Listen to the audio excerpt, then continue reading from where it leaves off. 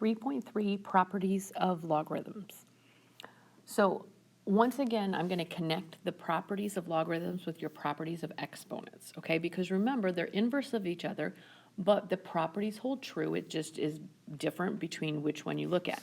So with each example here, I'm going to kind of go back to your exponents. If you think of something like x to the fifth times x squared, if it had the same base, what would you do with those powers? You would make it x of 5 plus 2, right? You'd make it x to the 7th. You would add those.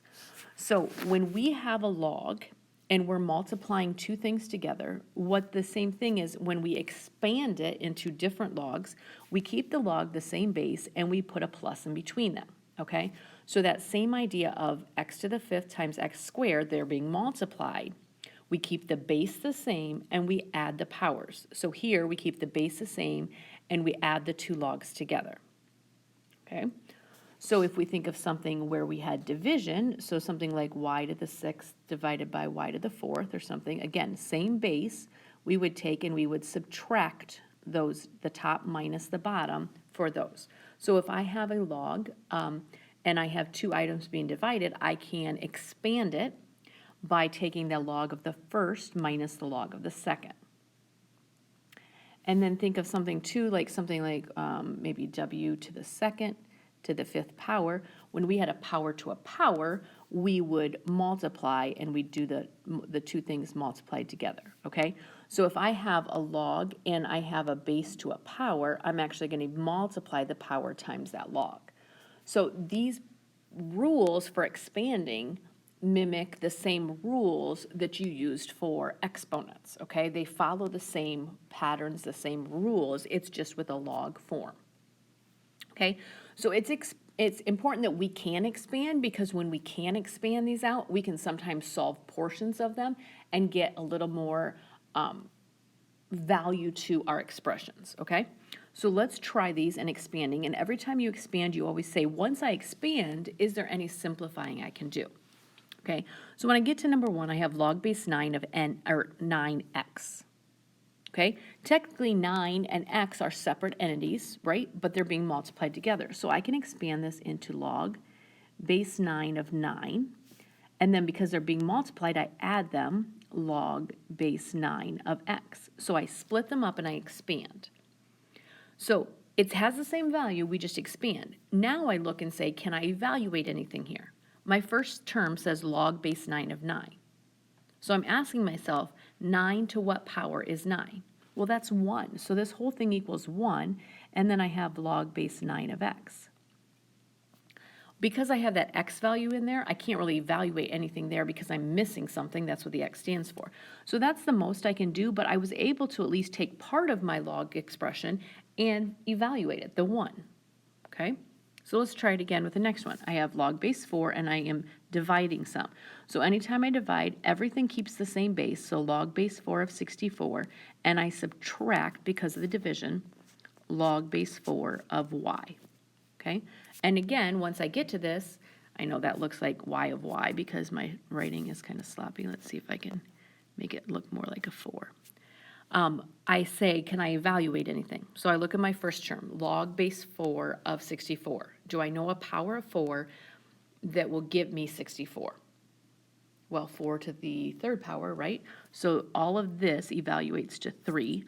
And 4 to what power is y? Well, because it's a variable, I can't do anything with it, so I'm just going to leave log base 4 of y. And I evaluated as much as possible and left the rest of the log, okay? Move my paper up, we're going to do another one, a couple more of these, right? When we expand, does it allow us to simplify? Sometimes it doesn't, but sometimes even in the expansion, later when we try to solve it, we can do different things with it. Okay, so on number 3, I have log base what? It's invisible, so we're thinking 10, right? Of n, or n to the negative 6th. Okay, well, our rule says any power comes out front as a multiplication, so I have negative 6 times log of n. Again, that base 10 doesn't really matter right now. Because I have that variable of n, I can't do anything with it, but it does help me to know that I can bring that negative 6 out, and then if I wanted to solve for n, I could start doing the, you know, appropriate steps from there, but that negative 6 is out front. All right, on 4, a big square root. Remember, that's the same thing as saying 100x to the 1/2 power. Keep in mind, you can always change roots to powers, okay? That means I can bring the power out front because it multiplies. And I'm going to put a big bracket times the log of 100x. Okay, now 100 and x really are not one, they're two different things, so I can expand that. So I'm going to get 1/2, and I'm going to get log of 100 plus, because of the multiplication, log of x. Okay, can I evaluate any of that? Remember, my invisible base is 10. So when I look at log of 100, that's saying 10 to what power is 100? Well, I believe that would be 2, right? 10 to the second power is 100 plus log of x. Okay, I have a parenthesis, I have a 1/2. I can distribute that through, right? 1/2 of 2 is 1, and I can just make it 1/2 log of x. So I was able to do actually quite a bit of simplification with that. So that's why we always take everything and we pull it out one at a time, and then we look at each term separately and say, is there anything I can do with that? So similar problem here in number 5, a lot going on, but we'll just take one step at a time.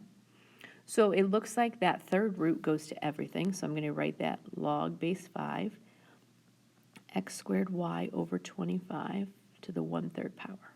Okay, that 1/3 belongs to everything in that whole fraction. So it's coming out front. Powers come out front. And I have log base 5 of x squared y over 25. Okay, you can handle this fraction all in one long step, each piece, okay? So the first thing I'm going to do is I'm going to get log base 5 of x squared, because that's the first term. It's being multiplied times the y, so I'm going to add it to log base 5 of y. And then also that 25 is dividing, so I'm going to subtract log base 5 of 25 on my expansion, okay? And now I say, okay, can I do anything more with what's in my parentheses? So I start with the first term. I have log base 5 of x squared. Well, once again, I see a power. Well, that means I haven't expanded as much as possible. So I'm going to move that 2 out front and make it 2 times the log base 5 of x. Log base 5 of y. I can't evaluate it. There's nothing there. I don't have any power, so I think that one's good, log base 5 of y. And finally, log base 5 of 25. Well, it's all numbers. 5 to what power is 25? That's 2, so I can just put minus 2, okay? And give myself a little bit more room. Now I'm like, nothing's like terms, right? But I have that 1/3 out front. I'm going to distribute it in, so I'm going to get 2/3 log base 5 of x. 1/3 times this is going to be 1/3 log base 5 of y. And finally, 1/3 times the -2 will give me -2/3. Looks much different than what I started with. I was able to evaluate some and then split up what I need for the rest. And again, sometimes right now, what's the purpose? It's going to help us set up later for solving, okay? So the important thing is we realize how the relationships can be expanded to work from there, okay? All right, one more. I'm going to switch colors because it's going to run in here, so I'll go to green. Okay, natural log, doesn't matter. It's treated the same exact way, right? So you don't worry about that. But we're going to take one term at a time. So I'm going to get natural log of x to the 4th plus natural log of the square root of x squared plus 3. That's the next kind of piece, right? Minus the natural log of x plus 3 to the 5th. So I split up all my terms that were inside in that fraction. Okay, now I have to think of what's going on here. By the way, x squared plus 3, instead of that square root, I could just think of it to the 1/2, right? Okay, so let's pull our powers out next. So I get 4 natural log of x plus, I'm bringing off that 1/2 power first, 1/2 power of natural log of x squared plus 3. Keep that parenthesis around it. That is one chunk that natural log is going to. That parenthesis is so important, okay? And then minus 5, the natural log, again, super important for this parenthesis of x plus 3. Okay, I need to stress this. Those parentheses cannot go anywhere. Don't distribute that natural log. Don't continue to make, like, I don't want you to make this one right here, like, don't make it 2 times the natural log of x. No. Inside that parentheses, it might as well be an apple, right? And it's just 1/2 the natural log of apple. It's a chunk, it's an identity. It does not get expanded. So anything that's within a parenthesis, as far as plus or minus terms, must stay in a parenthesis, okay? It doesn't go anywhere, it doesn't get expanded. We're done right here. That's it, okay? That's not going any further. So I want to stress to you, don't touch inside parentheses, okay? Just leave it just like it is, okay? So we're going to call this answer good right there. No powers are left, and there's nothing I can do to evaluate, okay? All right, page 2. What about going the other way? If it's all expanded, can we condense them? And maybe we can do work with what's condensed, okay? So this is kind of going the opposite from before and saying, what can we do? So if things were being added and they're the same base, super, super important that they're the same base. If they're not the same base, don't even touch it. You can't do anything. But if they're the same base and they're being added, we can go to 1 log and then multiply the things together. If they're the exact same base and they're being subtracted, we can go to 1 log and do division. If I have something out front, that's a power, and I can bring it back in and make it a power, and maybe again I can do some work on that, okay? So we're doing the opposite because once again, sometimes when we undo the way it looks now, we can actually do more operations and do work with that, okay? So we're going to go ahead here, and the first one has log base 3 of 405 minus log base 3 of 5. So my logs are in the same base, that's super important.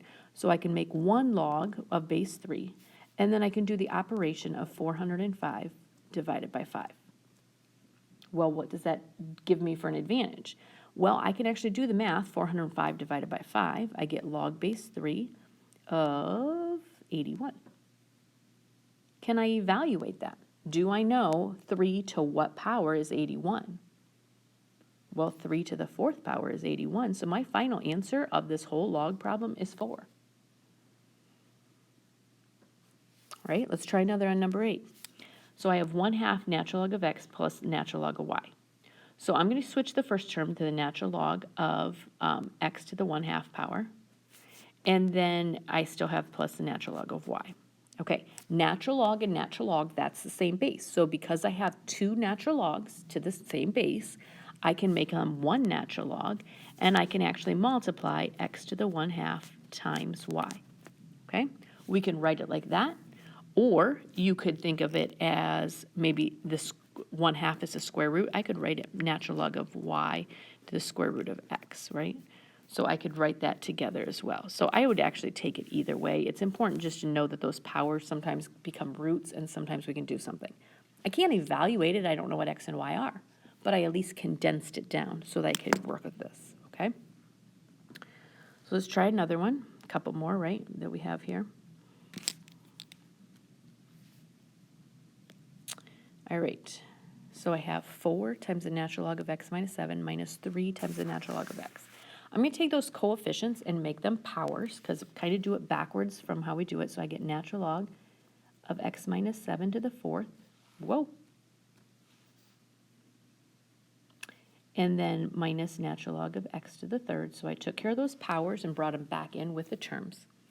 I now have 2 terms, both are natural log, which means they're both to the same base, and they're being subtracted, which means I can go to 1 natural log, and now subtraction is actually division, so x minus 7 to the 4th, keep that power with it, divided by x to the 3rd.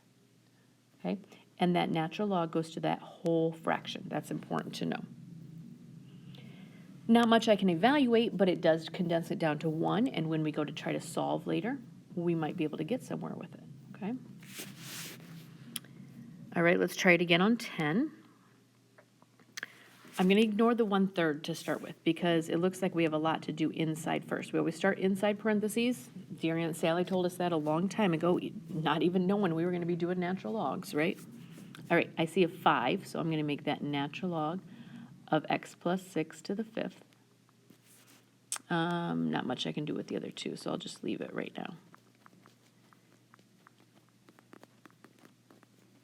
Okay, actually, I'm going to do one little thing here. I see a negative on both of these n terms, right? What I can do, and this might make it more sense to you as we do this, I could make one negative here and put a parenthesis, and basically pull the negative off of both and make this a plus. And that might actually make more sense as we kind of step through this the next thing. Okay, still going to leave this 1/3 out here. And I have 3 natural logs, okay? And so what I'm going to do here, I'm going to actually work with these n2 first because I pulled that negative out, okay?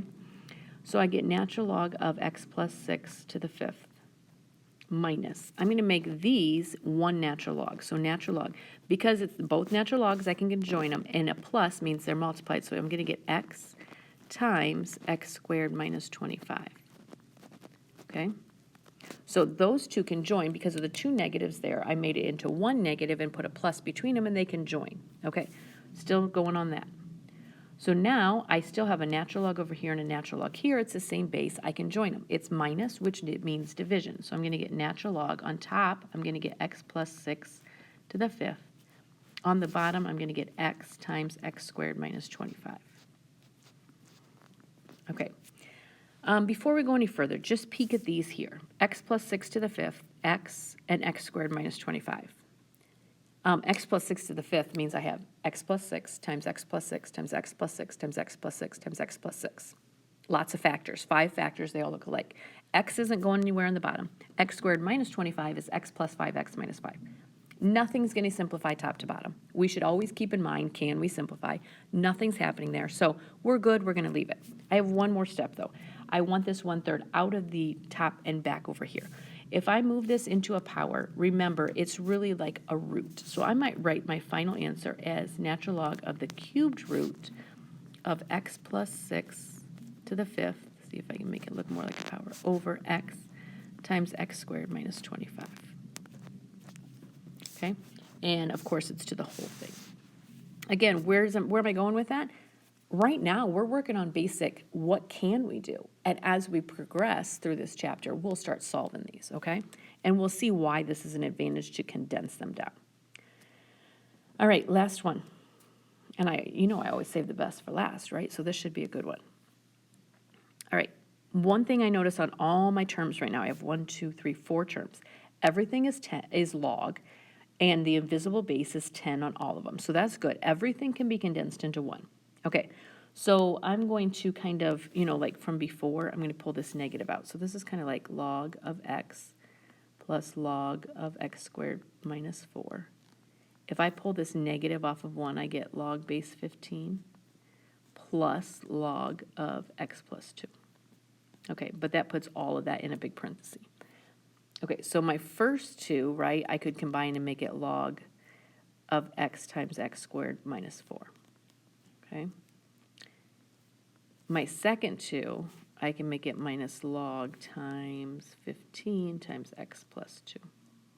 Okay, so I kind of have, from my left side and my right side, I get 2 different things. Because I'm still log and log, they're both still base 10, I can still combine them and condense them one more time. So I'm going to get log, and on top, I'm going to get x times x squared minus 4.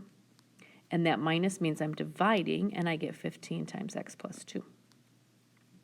Okay, it's all condensed. The question is, can I simplify anything? We'll peek at the top there.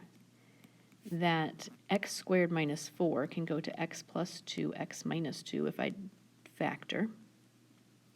And on the bottom, I just have that x plus 2. That means these two can cancel, right? And so my final answer in simplified form, excuse me again, is x times x minus 2 all over 15. Okay?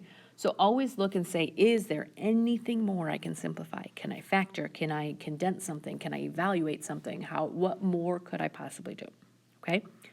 So expanding and condensing, they each have their own reason why we do them. You need to, once again, be kind of fluent. Like, okay, if I don't know what to do when it's expanded, maybe I should condense it. Oh, I don't like it condensed. Maybe if I expand it, something will happen. So always just know we kind of need to be fluent, again, between these two processes to say sometimes one form is better than the other.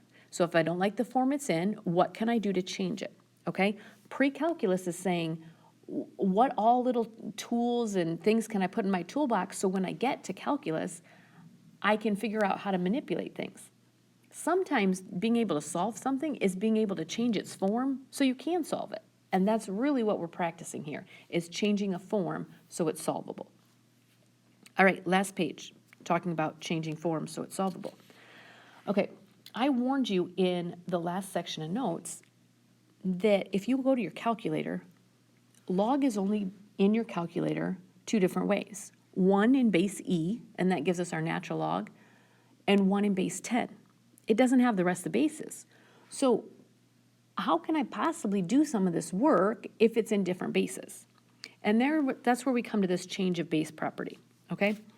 So it says that if you have log of base B of M, okay, so you say something like log base 3 of 7. Well, 3 to what power is 7? I have no idea. It's a decimal, because I know 3 to the second is 9, 3 to the first is 3, so it's got to be something between 1 and 2, right?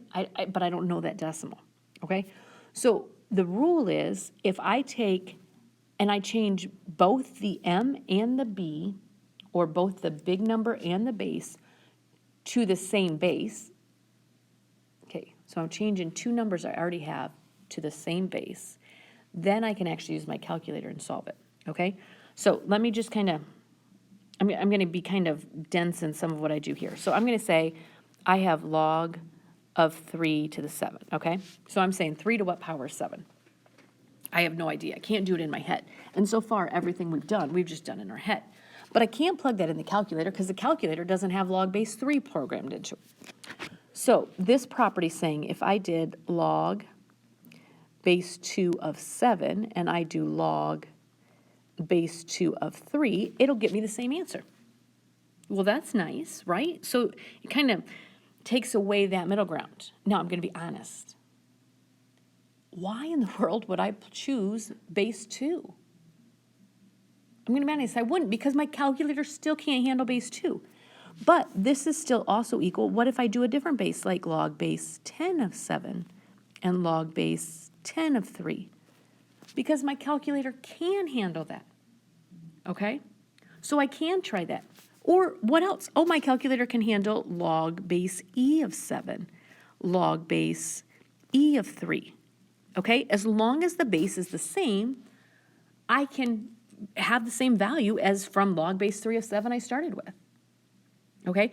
So the key to the change of base property is you're allowed to change the base to anything you want for both of them. So any smart person would say, well, I'm going to change it to something my calculator can do. So I'm going to either change it to base 10, because my calculator can do it, or I'm going to change it to base E, which, by the way, is better known as natural log of 7 and natural log of 3, right? These are the two that my calculator can handle. I'm going to change it to one of them. Now, here's the key idea. Doesn't matter which one you do. They both work. You just need to choose your preference and you use it, okay? So change of base.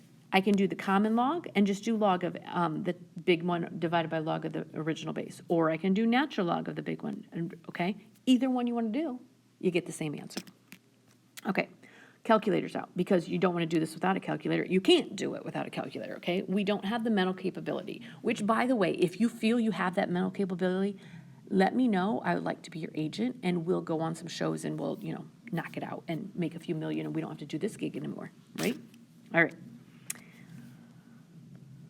I don't know why I'm so excited about this today. All right, here we go. Log base 6 of 125. 6 to what power is 125? Nothing in my wheelhouse has let me know this, okay? So I need to go to my calculator. By the way, notice 4 decimal places. I know it seems silly. It will make a difference later in our work. 4 decimal places. So the rule is change it. Okay, any base you want to change it to, you can. I'm going to shortcut it. I would rather use base 10 or natural log or base E, okay?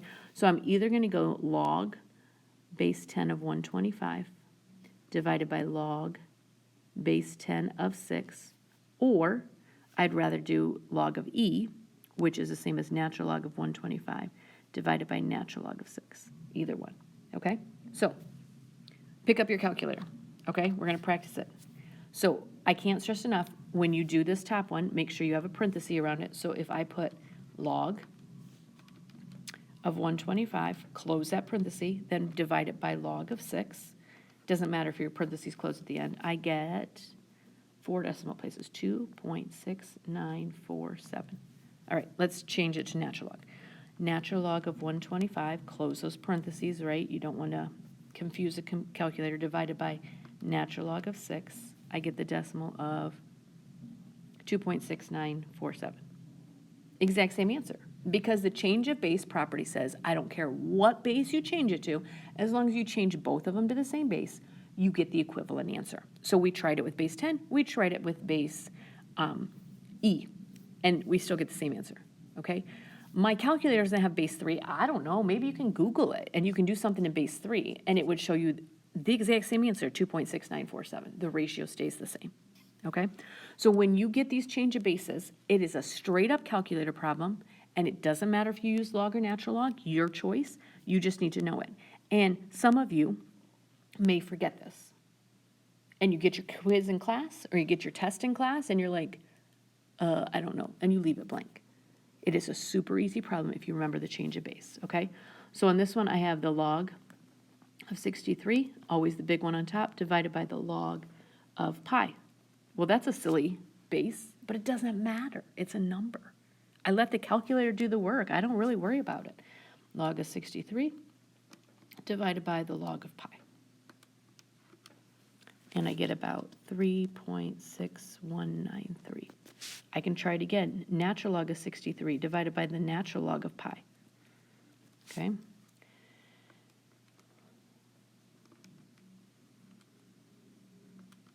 Again, exact same thing, 3.6193. You make a choice. If you're doing change of base, do you prefer log? Do you prefer natural log? Just make sure in one problem you use both the same, okay? All right, you're practicing page 421, 3 through 99 by 3s. Again, probably all brand new material today on these logs. I don't know if you did any of this in Algebra 2. Please, please, please practice. I know that I don't grade homework, so sometimes it's like, it's okay. I'm too busy today, I don't want to. Your brain will thank you for ingraining these ideas into it if you practice it. If you don't practice it, you'll lose it. So please, please, please practice. Let me know if you have any questions.